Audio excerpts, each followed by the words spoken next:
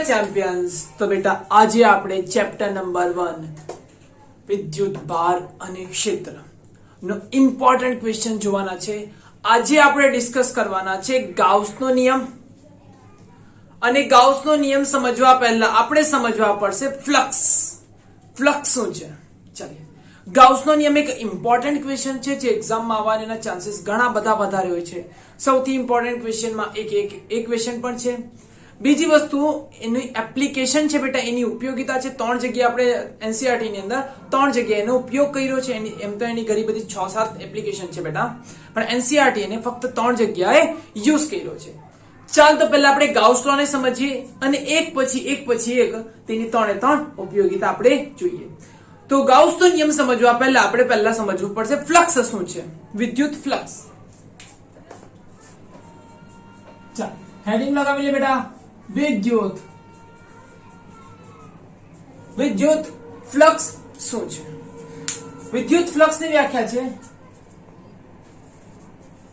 એકમ ક્ષેત્રફળ સપાટીમાંથી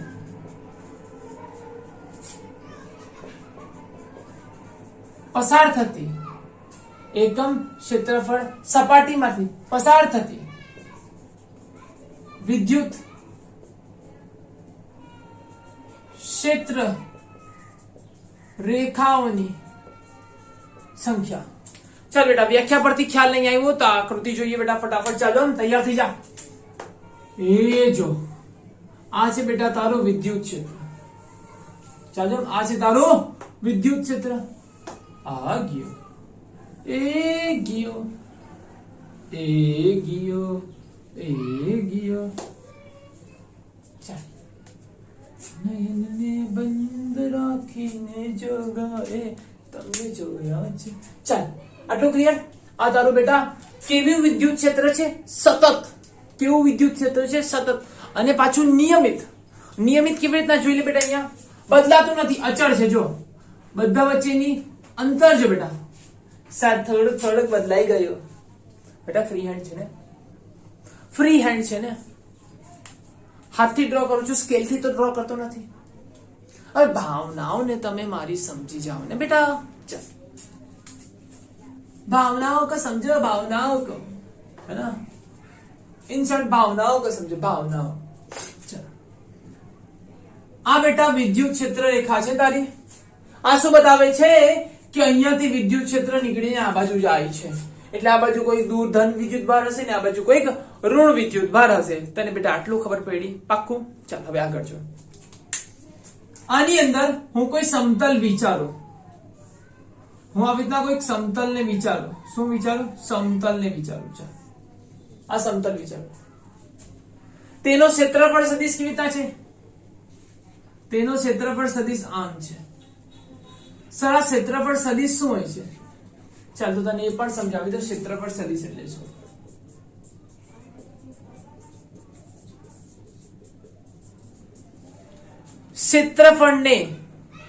ક્ષેત્રફળને રજૂ કરતા સદિશને ક્ષેત્રફળ સદિશ કહેવામાં આવે છે. જે ક્ષેત્રફળને રજૂ કરે છે. લે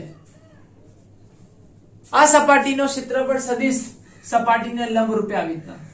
જો તારી સપાટી આવી રીતના હશે તો ક્ષેત્રફળ સદિશ આવી રીતના હશે. જો તારી સપાટી આવી રીતના હશે,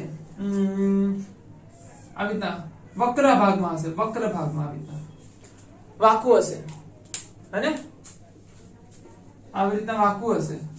ચાલો તો વક્ર ભાગ હશે તો શું થશે? આ ભાગમાં નાનો ક્ષેત્રફળ સદિશ dA, આ ભાગમાં નાનો ક્ષેત્રફળ સદિશ dA, આ ભાગમાં નાનો ક્ષેત્રફળ સદિશ dA. દેખાય છે બેટા? dA, dA, AD. ક્લિયર? ચાલો તને એક બુકમાં બતાવી દઉં છું, અહીંયાથી જોઈ લે ફટાફટ. એ જો આ છે બુક. આવી રીતના ક્ષેત્રફળ હંમેશા સપાટીને લંબ. જો બુક તારી આવી રીતના છે, બુક તારી આવી રીતના છે, હંમેશા સપાટીને લંબ. આ માર્કર શું છે? ક્ષેત્રફળ સદિશ. અરે બુક તારી વાંકી થઈ ગઈ એમ વક્ર, તો આ ભાગમાં આવી રીતના, આ ભાગમાં આવી રીતના, આવી રીતના, આવી રીતના જોઈ દેખાય છે તને? આવી રીતના, આવી રીતના, આવી રીતના. આ ભાગમાંથી નાનો ક્ષેત્રફળ સદિશ લે તો આવી રીતના, આ ભાગમાં આવી રીતના, આવી રીતના, આવી રીતના, આવી રીતના. જો રેડ માર્કર કેવી રીતના જાય છે? દેખાય છે? ચાલ હવે આવી રીતના લઈ લે, આ ભાગમાં આવી રીતના આવી રીતના આવી રીતના દેખાય છે? આવી રીતના આવી રીતના બધા સમતલ ને લંબ હશે. જે પણ બિંદુ પકડશો, જે પણ બિંદુએ તમે ક્ષેત્રફળ સદિશ બનાવતો તે ક્ષેત્રફળ સીધું શું હશે? સમતલ ને લંબ. આટલો ખ્યાલ આવ્યો? શું હશે? સમતલ ને લંબ. ચાલ આ તારું ક્ષેત્રફળ સદિશ, આમાંથી વિદ્યુત ક્ષેત્ર પસાર થાય છે તે E. ચાલ ફ્લક્સ શું કહે છે? ફ્લક્સ નું સૂત્ર છે flux is equal to E dot A. E dot A બે સદિશ નો અદિશ ગુણાકાર E A cos θ. બે સદિશ નો અદિશ ગુણાકાર. ચાલ આને આપણે સમજીએ. આ બંને વચ્ચે અહીંયા ફ્લક્સ કેટલું થશે? ફ્લક્સ બરાબર અહીંયા કેટલું ફ્લક્સ થશે? EA ને ખૂણો કેટલો છે? 0. બંને એક જ દિશામાં છે એટલે ખૂણો 0. cos 0 1. ચાલ હવે આને હું થોડુંક વાંકું કરી દઉં. વાંકું કરી દઉં એટલે આવી રીતના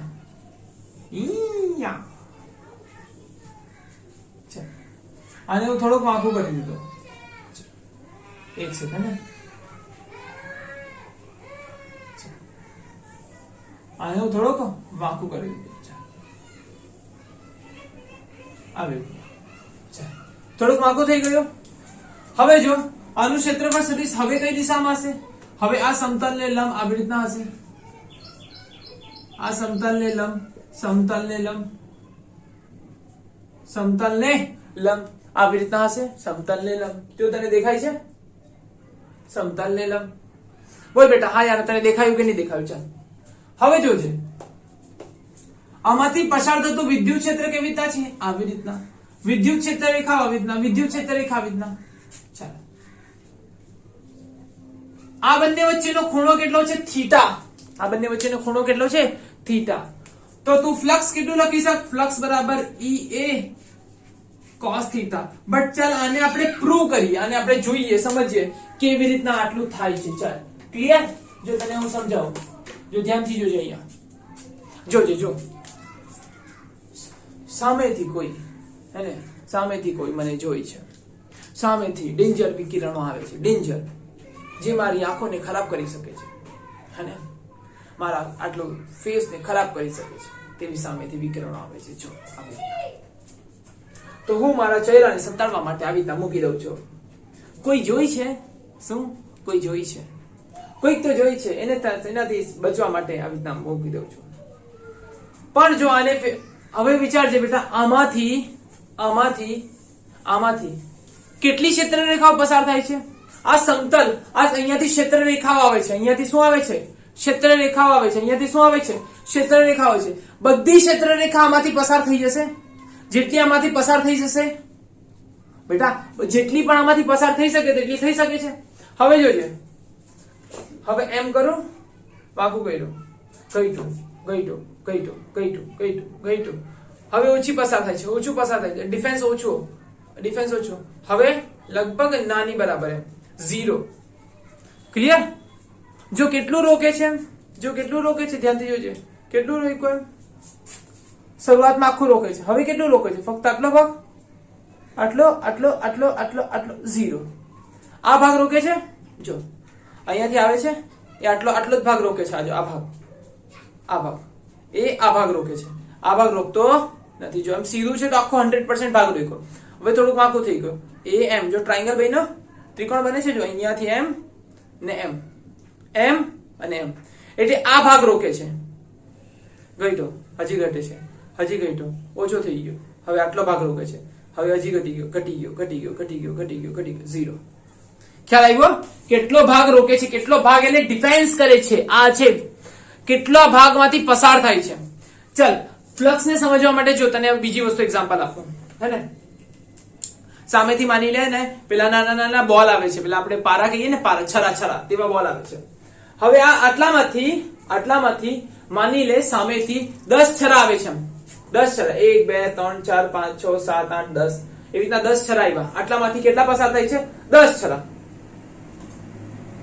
હવે બીજું ફ્લક્સ ની વાત કરીએ કે એક ભાઈ 10 છરા ફેંકે છે, ને બીજો ભાઈ આટલામાંથી જ 100 છરા ફેંકે છે. એ જે છરા આવે છે તેનાથી બચવા માટે મેં કહ્યું એમ. તો આટલામાં કેટલા છરા અથડાયા? 100. ને પહેલી વખત કેટલા અથડાયા? 10. તો સામા ફ્લક્સ વધારે છે? બીજામાં છરા નજીકથી જાય છે. અહીંયા શું બતાવે છે કે વિદ્યુત ક્ષેત્ર આવી રીતના જાય છે. પહેલા કેસમાં શું હતું? 10.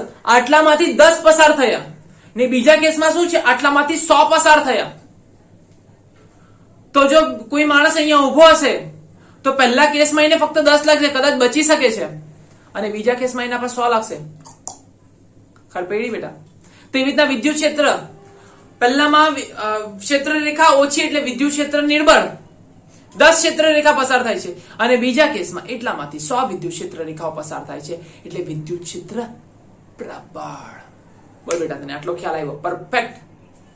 આ બતાવવા માંગે છે કે વિદ્યુત ક્ષેત્રની ઘનતા કેટલી છે. વિદ્યુત ક્ષેત્રની ઘનતા કેટલી છે, કેટલું નજીક વિદ્યુત ક્ષેત્ર, કેટલું વિદ્યુત ક્ષેત્ર પ્રબળ છે. જેનું ફ્લક્સ વધારે તેમાં નજીકથી વિદ્યુત ક્ષેત્ર જાય છે. વિદ્યુત ક્ષેત્ર રેખાઓ નજીક, સ્ટ્રોંગ મજબૂત વિદ્યુત ક્ષેત્ર. જેનું ફ્લક્સ ઓછું તેની અંદર વિદ્યુત ક્ષેત્ર રેખાઓ દૂર, એટલે ફ્લક્સ નિર્બળ છે. પહેલા કેસમાં એક મજબૂત માણસ ઉભો હશે ને તો 10 છરાનો સામનો કરી શકે છે. આવા દે વાગ્યું એને 10 છરાનો સામનો કરે, પણ એની સામે જો 100 છરા હશે તો નહીં સામનો કરી શકે. એની સાથે પાછળ જતો રહેશે, પડી જશે. માની લે આ પ્લાયવુડ ને અહીંયા મૂકું, સામેથી 10 છરા આવે છે તો કદાચ આ પ્લાયવુડ એનું સહન કરી શકે, કદાચ 2-4 જગ્યાએ કાણા પડી જશે. પણ જો આટલામાંથી 100 છરા પસાર થયા એકી સાથે તો આના તો ભૂકા થઈ જશે ને. તે જ વસ્તુ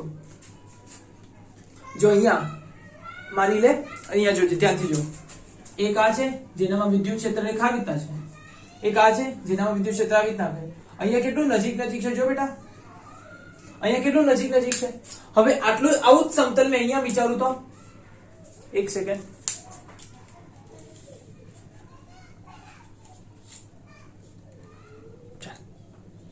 હું આવું જ સમતલ અહીંયા વિચારું તો, આવું જ સમતલ અહીંયા વિચારું તો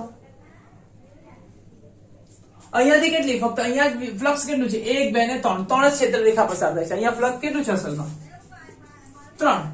અહીંયા ફ્લક્સ કેટલું છે? અહીંયા ફ્લક્સ છે 2. અહીંયા ફ્લક્સ 1, 2, 3, 4, 10, 11, 12, 15 ની આસપાસ છે લગભગ. મને એવું લાગે છે 15 થી 10, 10 થી 15 ની વચ્ચે છે. તો અહીંયા જો કોઈ વિદ્યુત ભારને મૂકું તો કેટલું વિદ્યુત ભાર લાગશે? ઘણું બધું વધારે. કેમ કે અહીંયા વિદ્યુત ક્ષેત્ર વધારે છે અને અહીંયા વિદ્યુત ક્ષેત્ર ઓછું છે. ખ્યાલ આવ્યો? આ વસ્તુનો ખ્યાલ આવ્યો? જે જગ્યા ફ્લક્સ વધારે તે જગ્યાએ વિદ્યુત ક્ષેત્ર પ્રબળ છે. હવે આને મેં બેન્ડ કરી દીધું એટલે કેટલો ભાગ આને રોકવાની કોશિશ કરે છે? આટલો ભાગ દેખાય, આટલો ભાગ. આ થીટા થઈ જશે. આ શું થઈ જશે બેટા? થીટા. તો આને કહીએ આપણે એ cos થીટા. આ શું છે તારા બેટું? એ cos થીટા. ને આ શું થઈ ગયું બેટા તારું? એ sin થીટા. એ sin થીટા રોકતું નથી, એ ડિફેન્સ નથી કરતું. એ cos થીટા ડિફેન્સ કરીને આપણને આપે છે. ક્લિયર? દેખાય છે? એ cos થીટા રોકે છે, એ sin થીટા રોકતું નથી, એટલે એ cos થીટા. એટલે પ્રૂવ કરી આપ્યું. અગર આવી રીતના સમતલ પર મૂકી દઉં તો, સમતલને આવી રીતના સમાંતર મૂકી દઉં તો ફ્લક્સ ક્ષેત્રફળ સદિશ ક્યાં હશે? ઉપરની તરફ. આ બંને વચ્ચે ખૂણો કેટલો બનશે? 90 નો. એટલે ફ્લક્સ બરાબર E A cos 90. તો ફ્લક્સ કેટલું છે? 0. આવી રીતના તમે સમતલને મૂકી દો, આવી રીતના. તો શું કઈ વિદ્યુત ક્ષેત્ર રેખા સામેથી જે બોલ આવે છે તે છરા આવે છે ત્યાંને રોકી શકે ના? જો આની જાડાઈ એકદમ 0 માની લઈએ આપણે, એકદમ નાની જેવી, એકદમ 0 છે જ નથી એકદમ. આટલું ક્લિયર થયું બેટા? આ હતું તારું ફ્લક્સ. ચલો, ગાઉસના નિયમે શું કીધું? ગાઉસના નિયમે ફ્લક્સ કાઢવાની એક નવી રીત આપી. નવી રીત એટલે કેવી રીત? ચાલો જોઈએ. આનું સ્ક્રીનશોટ લઈ લે, હું રફ કરવા માંગુ છું. 1, 2, 3. ચાલો,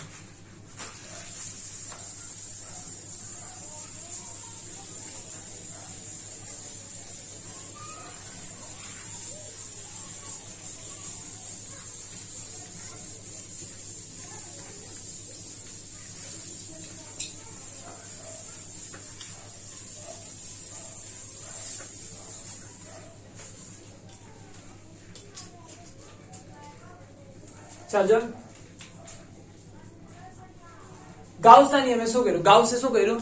એક નવી રીત આપી, એને કહેવામાં આવે છે ફ્લક્સ શોધવા માટે નવી રીત. ગાઉસનો નિયમ બહુ ઇમ્પોર્ટન્ટ નિયમ છે, ઘણો બધો ઇમ્પોર્ટન્ટ નિયમ છે. સેમ આના જેવો એક નિયમ છે 4th ચેપ્ટર ની અંદર છે. કયા ચેપ્ટર ની અંદર છે બેટા? 4th ચેપ્ટર ની અંદર છે. 4th ચેપ્ટર ની અંદર છે. તે નિયમનું નામ છે બેટા, એક સેકન્ડ, તે નિયમનું નામ છે બાયો સાવર્ટનો, સોરી એમ્પિયર સર્કિટલનો નિયમ. એમ્પિયર સર્કિટલનો નિયમ. ચાલો ACL, આ ગાઉસનો નિયમ. ચલ આને સમજીએ થોડું. ગાઉસનો નિયમ શું કહે છે કે તમે E ડોટ, જે ફ્લક્સ કાઢવાની રીત છે E ડોટ da, તે કોના જેટલું હોય છે? Q ઘેરાયેલો ના છેદમાં એપ્સિલોન 0. હા સર, આવું બધું શું લખો છો? કઈ જ સમજ પડી નથી સર. આ E dx શું છે? આ પૃષ્ઠ શું છે? એ સંકલન શું છે? આ બધું તમે શું લખ્યું સર? કઈ નથી. આ ક્યાં થઈ ગયું? ફ્લક્સ કાઢવાની અલગ રીત.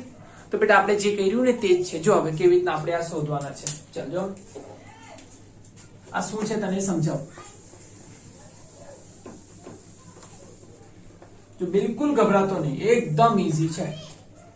હલવા છે, હલવા, હલવા, જલેબી વાલા હલવા, હે જલેબી વાલા હલવા.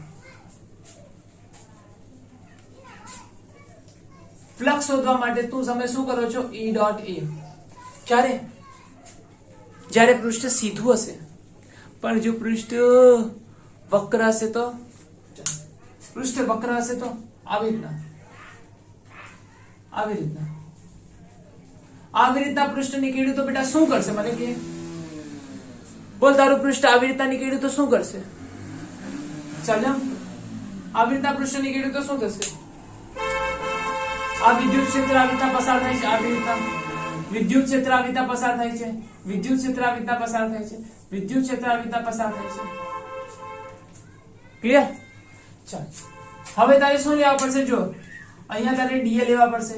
અહીંયા નાનો ઘટક dA, અહીંયા નાનો ઘટક dA, અહીંયા નાનો ઘટક dA, અહીંયા નાનો ઘટક dA. તારું ફ્લક્સ શું થઈ જશે? ફ્લક્સ બરાબર તારે આ પૃષ્ઠનું સંકલન કરવા પડશે. નાનું નાનું ફ્લક્સ લઈને નાનું નાનું જે ફ્લક્સ મળશે, અહીંયા નાનું ફ્લક્સ કયું મળશે? d5 બરાબર E ડોટ da. આવું નાનું નાનું ફ્લક્સ મળશે. તે ફ્લક્સ ને બધા લઈને તેનું સંકલન કરવા પડશે, ઇન્ટિગ્રેશન. આ બધા નાના નાના ફ્લક્સ નું તારે શું કરવા પડશે બેટા? સંકલન. E dot da. કેવું સંકલન? પૃષ્ઠ સંકલન. પૃષ્ઠ સંકલન, પૃષ્ઠ સંકલન તારે કરવા પડશે. અગર આની જગ્યાએ બીજું કઈક તરીકે હોય તો બેટા બીજી રીતના હોય તો ચલ આવી રીતના કઈક હોય તો શું થશે? ચલ આવી રીતના વિદ્યુત ક્ષેત્ર છે, આવી રીતના આની વચ્ચે કઈક આવી રીતના સમતલ હોય તો, કઈક આવી રીતના સમતલ હશે તો શું થશે? ચલ જો આવી રીતના સમતલ હશે તો અહીંયા d આવી રીતના હશે, અહીંયા d તારું આવી રીતના હશે, અહીંયા d તારું આવી રીતના હશે, અહીંયા d તારું આવી રીતના હશે ને અહીંયા d તારું આવી રીતના હશે.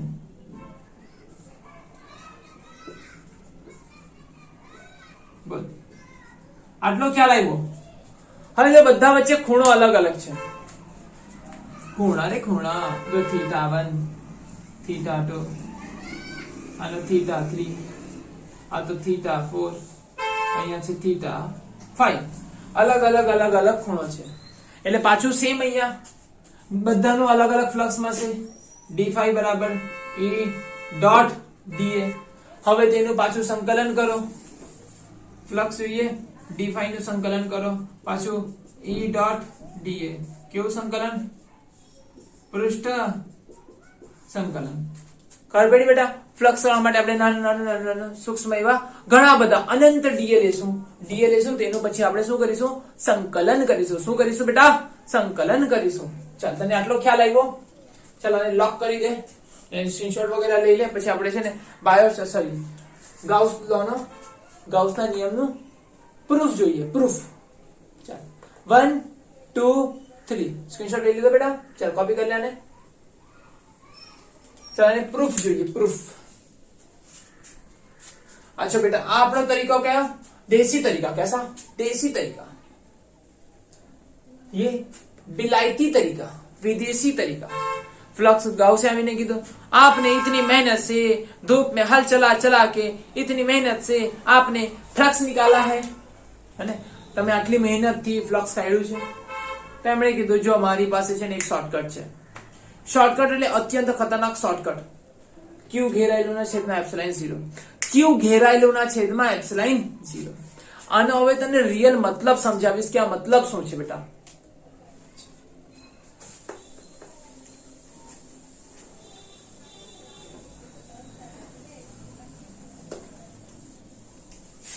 जिए तो जिए कैसे हाय बिन आपके जीने देना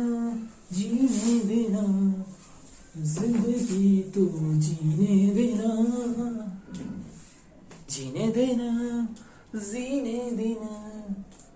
जिंदगी तो जीने देना. चल गाउस नो नियम. चल आनो प्रूफ જોઈએ.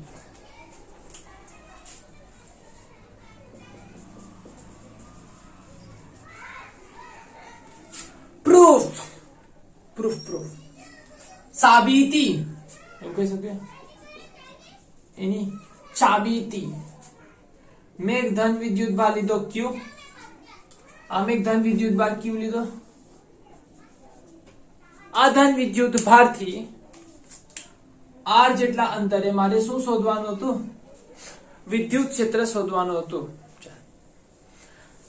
આ જગ્યા અહીંયા મેં ફ્લક્સ શોધવા માંગુ છું તો મેં શું કર્યું બેટા? અહીંયા ફ્લક્સ શોધવા માટે મેં શું કર્યું? અહીંયા એક ગાઉસિયન પૃષ્ઠ વિચારું છું. શું વિચારું છું? ગાઉસિયન પૃષ્ઠ વિચારું છું. તો આ મેં એક ગોળો વિચારું છું. ગોલીય કવચ વિચારું છું. ગાઉસિયન પૃષ્ઠ વિચારું છું. ગોલીય કવચ એક જેમાંથી વિદ્યુત ક્ષેત્ર રેખાઓ આવી રીતના બહાર નીકળે છે. બમ બમ શકાલાકા બમ બમ શકાલાકા બમ એ બમ બમ શકાલાકા બમ બમ શકાલાકા એ બમ બમ શકાલાકા બમ બમ શકાલાકા. દેખાયું આટલો? વિદ્યુત ક્ષેત્ર આવી રીતના રેડિયલી બહાર નીકળે છે બેટા, હે ને? અરે એ તો ખબર છે ને, ધન વિદ્યુત ભારમાંથી વિદ્યુત ક્ષેત્ર બહાર નીકળે છે અને ઋણ વિદ્યુત ભારમાં વિદ્યુત ક્ષેત્ર અંદરની તરફ હોય છે. સ્વાહા. જો હવે ધ્યાનથી જોજો બેટા. હવે ધ્યાનથી જોજો. જો અહીંયા વિદ્યુત ક્ષેત્ર કઈ દિશામાં છે? જો આ દિશામાં છે. અને ક્ષેત્રફળ સદિશ કઈ દિશામાં છે? એક દિશામાં છે. અહીંયા જો ધ્યાનથી જોજો. આ વિદ્યુત ભાર, આ ગોળો, આ વિદ્યુત ભાર, આ વિદ્યુત ભાર, આ ગોળો. એ જો અહીંયા આ ગોળો. જો અહીંયા આ ગોળો, આ વિદ્યુત ભાર, આ ગોળો. અહીંયા વિદ્યુત ક્ષેત્ર M, અહીંયા વિદ્યુત ક્ષેત્ર M, અહીંયા વિદ્યુત ક્ષેત્ર M, ઉપર વિદ્યુત ક્ષેત્ર M, નીચે વિદ્યુત ક્ષેત્ર M. દેખાયું? જો M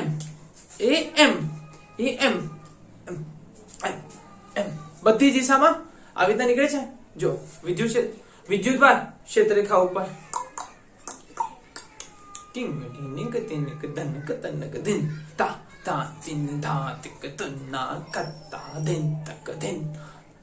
બધી દિશામાં આવી રીતના નીકળે છે. ભરતનાટ્યમ હો ગયા. ચલો હવે આ ડીએ ની વાત કરીએ. જો ગોળો વિચાર ઉપરનો એક, આ જો ગોળો વિચાર આ ઉપર છે. જો હવે આ ઉપરનો ભાગ છે ને, ઉપરનો ભાગ, તેમાં ક્ષેત્રફળ સદિશ M. આ ગોળો નીચેનો ભાગ પકડ, નીચેના ભાગમાં ક્ષેત્રફળ સદિશ M. જોજે અહીંયા अजी सुनते हो? क्षेत्रफल सदिश અહીંયા છે. अजी सुनती हो? क्षेत्रफल सदिश यहाँ पे है. बहुत मेहनत के बाद पता चला है क्षेत्रफल सदिश यहाँ पे है. आज की ब्रेकिंग न्यूज, पता चला है क्षेत्रफल सदिश विद्युत क्षेत्र की दिशा में है. बहुत दुख के साथ कहना पड़ रहा है विद्युत क्षेत्रनी દિશામાં છે ક્ષેત્રફળ સદિશ ઘણા બધા ખુશી થાય છે જાણીને કે વિદ્યુત ક્ષેત્રની દિશામાં ક્ષેત્રફળ સદિશ છે ચાલ આટલો ખ્યાલ આવ્યો પાક્કો જોઈ લે બેટા વિદ્યુત ક્ષેત્રની દિશામાં ક્ષેત્રફળ સદિશ ફ્લક્સ નું સૂત્ર શું હતું ફ્લક્સ કાઢવાનું દેશી તરીકો આપણો દેશી તરીકો E ડોટ dl બધી જગ્યાએ સમાંતર છે વિદ્યુત ક્ષેત્ર અને dA ઘટક એકબીજાને સમાંતર છે તો ચાલ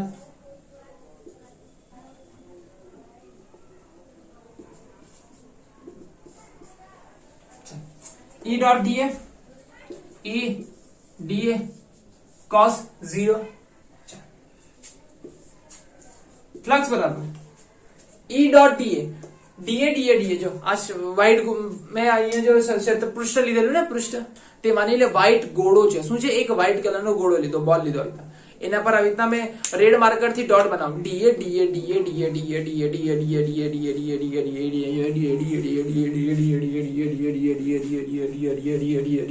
આવી રીતના dA બનાવ્યા કરો તો શું થઈ જશે આખો ગોળો રેડ કલરનો થઈ જશે એટલે આખું પૃષ્ઠ કવર થઈ જશે